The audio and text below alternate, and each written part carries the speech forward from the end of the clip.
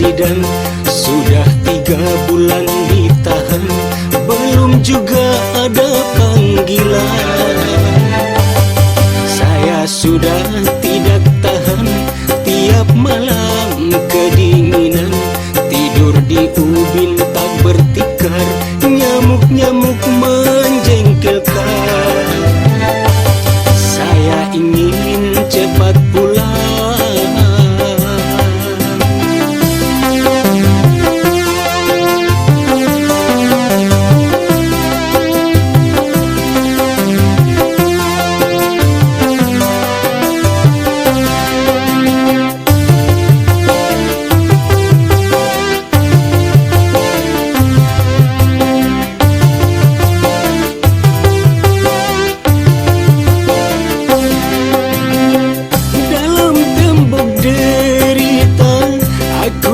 Menebus dosa dalam tembok derita, menjadi narapidana.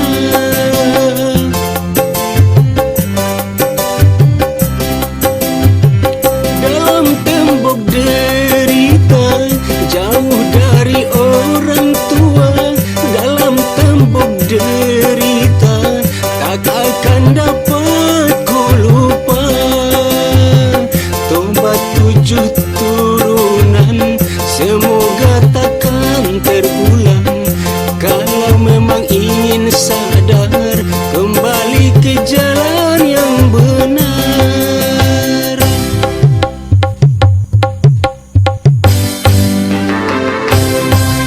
Pak Hakim dan Pak Jaksa, kapan saya akan disidang?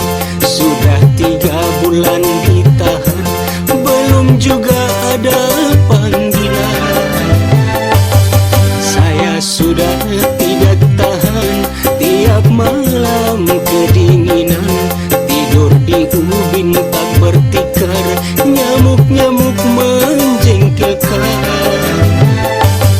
Saya ingin cepat pulang.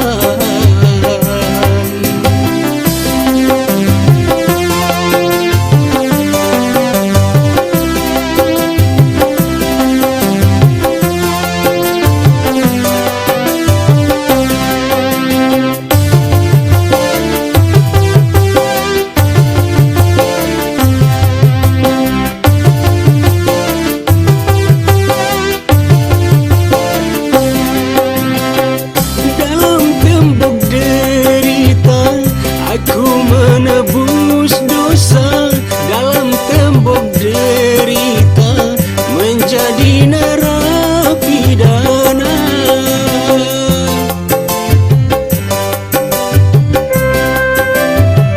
Dalam tembok derita, jauh dari orang tua. Dalam tembok derita, tak akan dapat ku lupa. 7 turunan, semoga takkan terulang. Kalau memang ingin sadar, kembali ke jalan yang benar.